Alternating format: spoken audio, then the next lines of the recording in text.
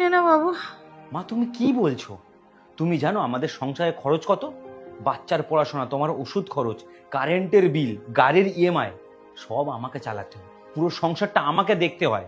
আর তোমার এই সামান্য শরীর খারাপের জন্য আমি অফিস ছুটি করে ঘরে বসে থাকবো? আজকে আমার শরীরটা খুব খারাপ, সেই জন্যই তোকে বলছিলাম বাবু। তুমি কি আমাকে জিজ্ঞাসা করে নিজের শরীরটা খারাপ করেছিলে? তা তো নয়। ওষুধ টেবিলে রাখা আছে, চুপচাপ খেয়ে নেবে। তুই একবার ভেবে দেখ, তুই অনেক ভাগ্যবান করে একটা ভালো ছেলে পেয়েছিস।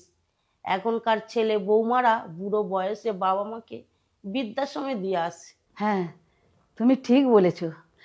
আমার ভাগ্যটা এতটাই ভালো। এই শোনো, আমাদের মেয়েটা বড় হচ্ছে, সেই খেয়াল আছে তোমার? তোমার মা আর কতদিন আমাদের উপর বোঝা হয়ে থাকবে বলো তো? তোমার মা তো সবই দেখতে পাচ্ছে, তোমার মায়ের একটু লজ্জা করছে না?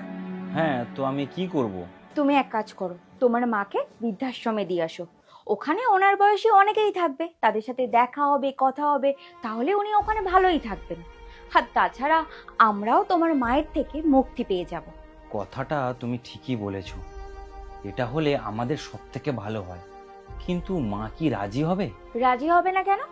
এই সংসারটা এখন তুমি চালাও, তুমি এই বাড়িতে ইনকাম করে নিয়ে আসো, তুমি যেটা বলবে সেটাই শেষ কথা। তুমি ঠিকই বলেছ। এরা কিরকম ধরনের ছেলে মেয়ে কি জানি, বাবা মাকে আবার কেউ বৃদ্ধাশ্রমে দিয়ে আসে। ভগবান যেন এরকম ছেলে কাউকে না দেয়।